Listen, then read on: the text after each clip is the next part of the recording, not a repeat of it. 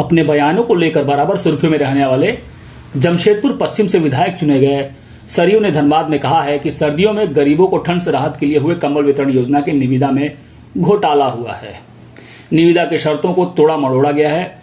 उन्होंने इस पर कार्रवाई की मांग करते हुए मुख्यमंत्री को पत्र लिखकर राजनीतिक गलियारों में हलचल मचा दी है। उन्होंने जानकारी देते हुए बताया कि राज्य भर में 9,20,000 कंबल बांटे गए हैं जो निविदा के शर्तों के अनुरूप निर्मित नहीं है। पिछली बार यह खरीदारी जिला स्तर पर की गई थी। इस बार केंद्रीकृत खरीदारी की गई है जो पिछली बार की खरीदारी से 70-80 रुपए प्रति कंबल ज्यादा है। उन्होंने आरोप लगाते हुए कहा कि शहरी क्षेत्रों में अलग कंबल बांटा गया तो ग्रामीण क्षेत्रों में अलग। साथ ही उन्होंने कहा कि निविदा शर्तों के मुताबिक प्रति कंबल के निर्माण में 70% से अधिक ऊन होना चाहिए था, बाकी फाइबर का उपयोग होना था, परंतु इस बार कपड़ों से बने सोडा के प्रक्रिया से निर्मित है जो सीधा निविदा के शर्तों का उल्लंघन है। इस बाबत मैंने मुख्यमंत्री को पत्र लिखकर कार्रवाई की मांग की है, लेकिन अब तक कोई जवाब नहीं आया है। गठबंधन में है मगर हम लोग तो जनता दल यू के विधायक हैं, तो विधानसभा में तो कोई गठबंधन रहता नहीं, अंदर तो अकेले एक आदमी रहता है। फिर भी अब विधानसभा का बजट सत्र होने वाला है, लंबा चलेगा। इसमें बहुत सारी बातों को हम लोग रखेंगे सरकार के सामने। अभी करीब 4-5 दिन पहले मैंने एक मामला उठाया है जिसको मुख्यमंत्री को भी लिखित रूप में भेजा है, प्रेस में नहीं दिया है मैंने।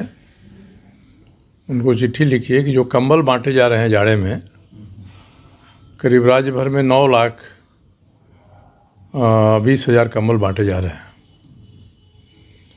इसके लिए जो निविदा निकली थी और निविदा में जो शर्तें दी गई थी कंबल के आपूर्तिकर्ताओं के लिए, उन शर्तों का घोर उल्लंघन हुआ है। पिछले वर्ष ये खरीद जिलावार हुई थी, जिला में उपायुक्त को अधिकार दे दिया गया था खरीद करने के लिए।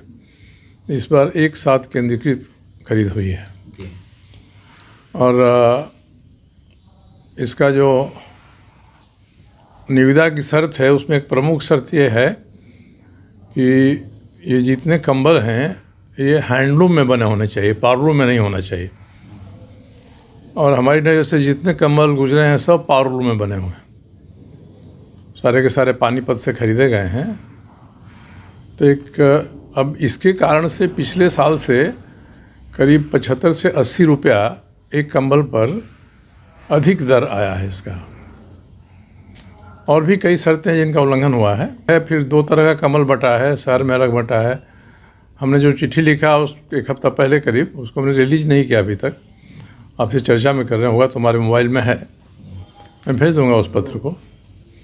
तो इसमें तो जो आपूर्ति करता हैं उन पर कार्रवाई होनी चाहिए निविदा की शर्तों का पालन नहीं करने के लिए, नहीं तो ये लोग चुने हुए नमूने हर जिला से मंगा लेंगे और कहेंगे सब ठीक है।